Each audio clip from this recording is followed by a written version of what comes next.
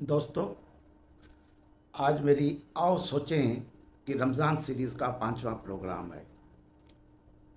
पिछला प्रोग्राम मैंने 10 रमज़ान को अरब कंक्वेस्ट ऑफ इंडस वैली पे किया था और ये सोचा था कि आज मैं 15 रमज़ान सच्चल सरमस का उर्स होता है तो उसके हिसाब से सच्चल सरमस पे करूँगा।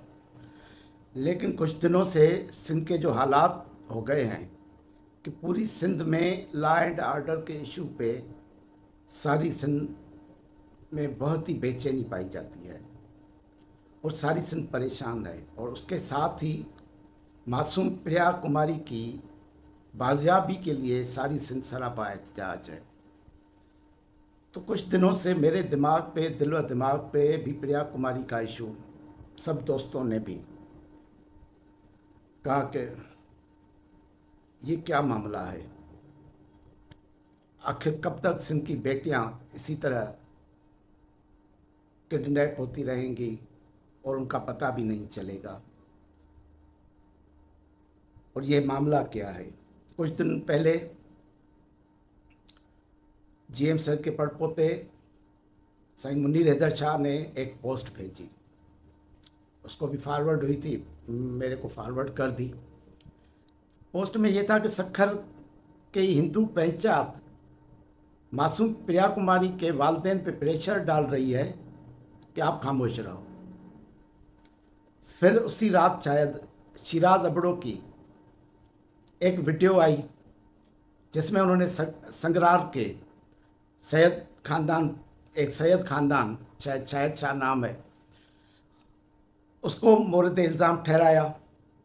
उसका नाम वैसे भी सोशल मीडिया पे आ रहा था, लेकिन उस वीडियो ने इतनी खलबली मचाई कि वो शायद शाह लड़की के बाप को, पंचायत वालों को बिठा के उन्होंने प्रेस कॉन्फ्रेंस की कि मेरा इसमें कोई हाथ नहीं है, देखो लड़की का बाप भी मेरे साथ बैठा हुआ है। आखिर ये क्या माजरा है। ठीक है, जिन पर उंगलियां उठ रही हैं उन्होंने कुछ नहीं किया, मान लेते हैं, लेकिन प्रिया कुमारी 2 सालों से किडनैप्ड है, जिंदा भी है या नहीं है किसी को मालूम नहीं है, तो उसकी फरियाद हम किसको करें? ये जिम्मेदारी है किसकी? क्या हम उसके लिए सिंध सरकार को फरियाद करें या पाकिस्तान सरकार को करें या अक़वाम मुत्तहिदा को करें? यहाँ तो ये हालत है कि अगर निम्रता का मर्डर होता है तो सादराम भी लड़की के वालिद कहते, वो हमें मना करते कि एफआईआर मत कटवाओ। एक दोस्त हैं, सहाफ़ी भी हैं और संजीदा दोस्त हैं, सुहेल मेमन, उसकी भी मेरी नज़रों से पोस्ट गुजरी कि हम भी एहतजाज करना चाहते थे लेकिन उनके वालिदैन एफआईआर कटवाने के लिए तैयार नहीं थे। जुल्म की इंतहा देखें कि जिनके साथ जुल्म है, जिसका जिगर का टुकड़ा गुम है, वो आवाज़ तक नहीं उठा सकते। उन्हें कौन सी धमकियां दी जाती हैं, किनकी तरफ से दी जाती हैं कि वो खामोश रहने पे मजबूर हो जाते हैं। उनके लिए फिर उंगलियां भी उन्हीं की तरफ उठ जाती हैं, भाई ये फरियाद नहीं कटवाते हैं, ये उनकी पैरवी नहीं करते हैं। जुल्म भी उनके साथ होता है, उंगलियां भी उन पर ही उठती हैं, या कभी हिंदू पंचायत पे उठती है कि वो भी उनको खामोश करा देते हैं। कई लोग जो मिसिंग पर्सन बनते हैं उनके तो ये कहते हैं कि ये टेररिस्ट हैं, प्रॉक्सी जंग लड़ते हैं, तभी हम उन्हें उठाते हैं। प्रिया कुमारी का खानदान तो गैर सियासी है, उस पर तो ऐसा भी कोई इल्ज़ाम नहीं है, फिर भी 2 साल से बच्ची नहीं मिल रही, तो किसके आगे फरियाद करें? बेबसी की ये कैफियत जिसमें उसके माँ बाप गुजर रहे हैं, या सिंध की बेटियों के साथ जो जुल्म हो रहा है, बेटों के साथ तो सदियों से चलता आ रहा है, बेटियों पे जो जुल्म होता है उस पर तो आवाज़ भी नहीं उठा सकते कोई। कभी इज्जत का मामला सामने आ जाता है, कभी क्या मामला सामने आ जाता है, तो किसी को तो आवाज़ उठानी पड़ती है। तो ये सिंध की जो कॉम्प्रेस तंजीमें हैं, सेक्युलर तंजीमें हैं, प्रोग्रेसिव तंजीमें हैं, और सियासी पार्टी जो मेन स्ट्रीम पार्टीज़ हैं, वो तो सिर्फ पावर पॉलिटिक्स के लिए लड़ती हैं। कितने सोशल मीडिया पे ब्लॉग होते हैं, कभी आपने प्रिया कुमारी का 2 साल में किसी ब्लॉगर से सुना होगा? नहीं सुना होगा।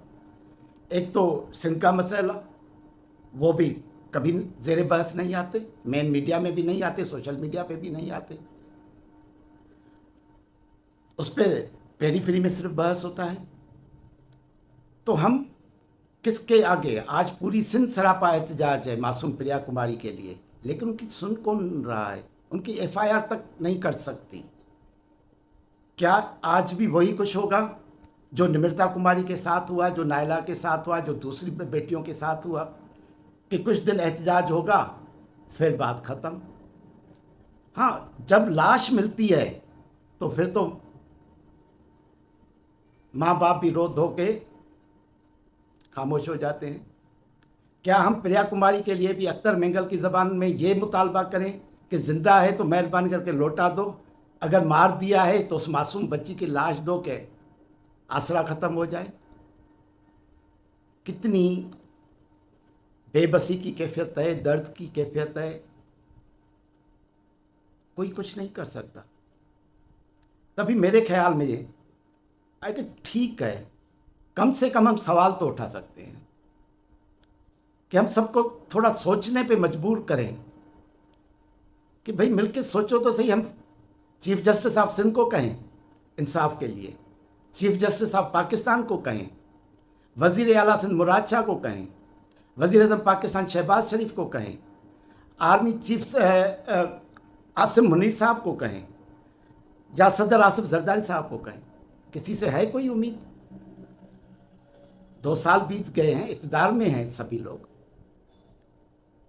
कहते हैं पता नहीं चलता ये कैसा मामला है।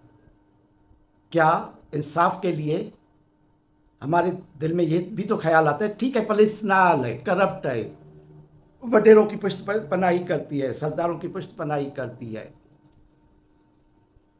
लेकिन एक मासूम बच्ची का केस पाकिस्तान की वो एजेंसी भी नहीं हल कर सकती, जिसे कहते हैं कि वो दुनिया की नंबर 1 इंटेलिजेंस एजेंसी है।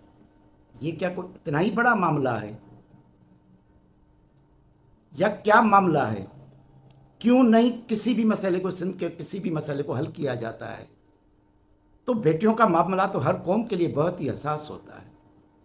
अगर मामले की हसासत को, कौमी एहसास को नहीं आप एड्रेस करेंगे और फिर ये कहेंगे कि एहसास महरूमी क्यों है, लोग बाहर से की तरफ क्यों झांकते हैं, तो ये सवाल आपसे है कि अगर आप सिंध के लोगों की हालत ये है, कश्मीर में मजदूर अगवा हो रहे हैं, न गरीब महफूज है, न अमीर महफूज है, न औरत महफूज है, न मर्द महफूज है, न बच्चा महफूज है। ये दोबारा पूरी सिंध की क्या हालत कर दी गई है? फिर आप कहते हो कि बगावत करते हो।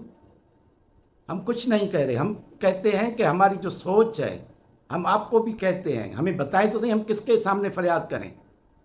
पुलिस चीफ के सामने, आर्मी चीफ के सामने, कमांडर इन चीफ के सामने, आईएसआई चीफ के सामने, किसके सामने हम आवाज़ उठाएं?